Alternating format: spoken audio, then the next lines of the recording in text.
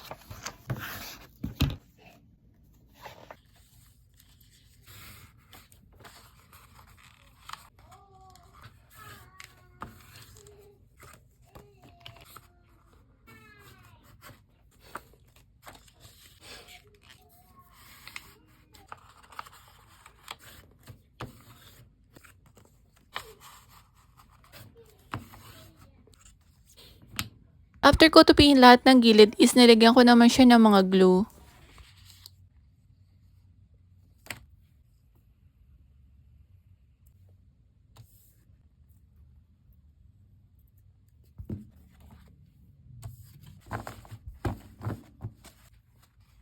After ko naman siya tupiin sa gilid at lagyan ng glue, ngayon naman tutupiin ko siya dito sa ilalim.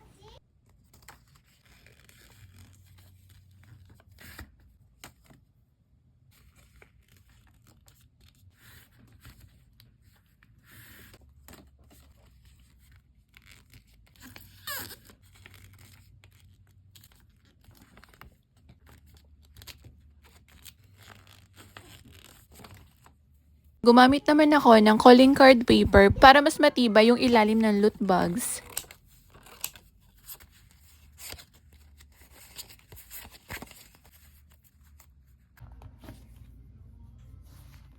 After ko siya itupi ng diretso sa ilalim, ngayon naman tutupin ulit natin siya ng paganito sa magkabilang dulo. Tsaka natin i-open yung tinupi natin kanina.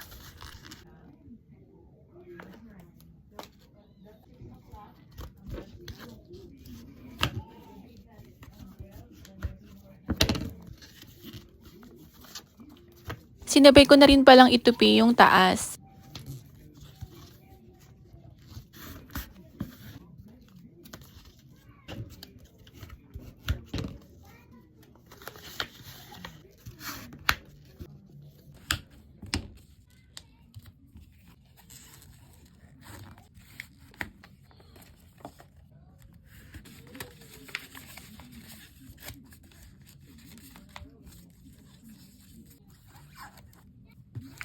Ito na yung kinat kong calling card paper. Then gagamit tayo ng glue. I-insert lang natin siya dito sa ilalim. Dito ko nga lang din sinukat yung calling card paper.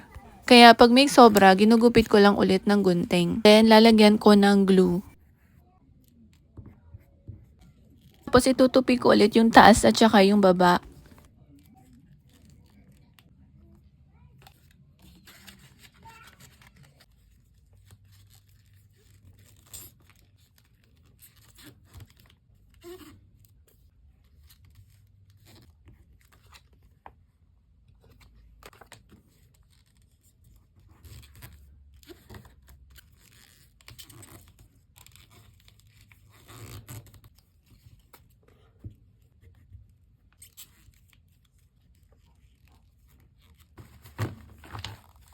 After ko maglagay ng glue, ngayon naman tutupiin natin siya dito sa dalawang gilid.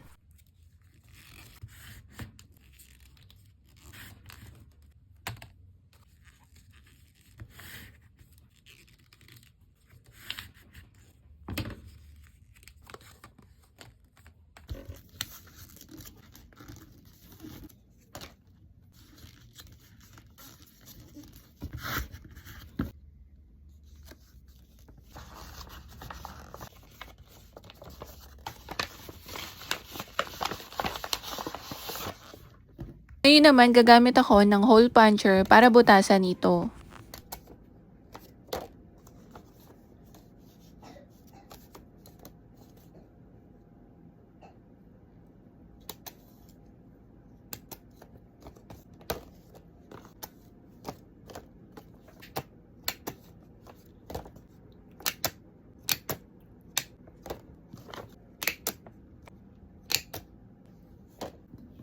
Nilagyan ko nga rin siya ng eyelet para hindi agad mapigtas yung handle. Ang gamit ko naman dito is eyelet puncher.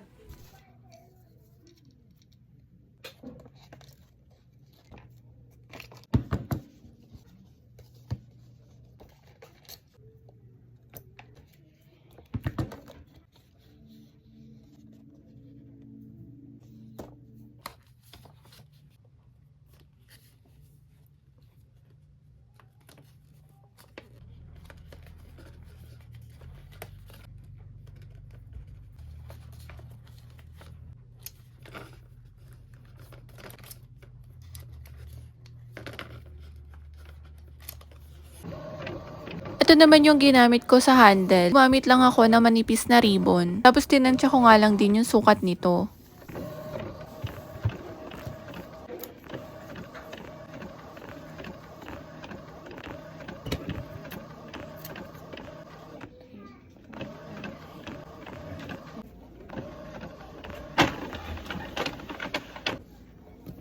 Binubuhol ko nga muna yung kabilang side nitong ribbon ng 2 or 3 beses. Pag maliit kasi yung buhol is natatanggal siya sa may eyelet. Kaya kailangan malaki yung buhol niya.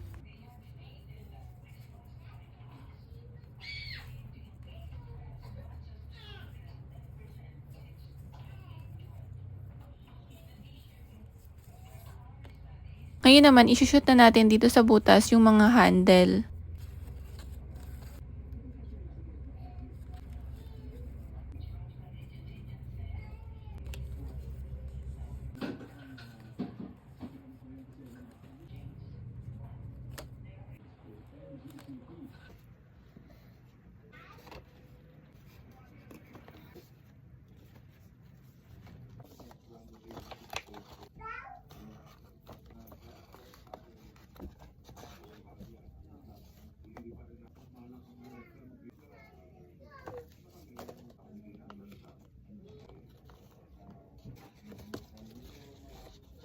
Ayan, natapos ko na nga ang 30 pieces personalized loot bags. Shoutout nga pala kay Ma'am Joy Bandala, thank you for trusting. Yung team pala na gusto ni client is basketball at blue and yellow. Free layout na nga rin ito, kaya sa mga gusto magpagawa, message lang kayo. Pwede rin kayong umorder sa Orange app, hanapin nyo lang yung The Print Shop. Teka, nakapollow ka na ba? Follow mo na rin.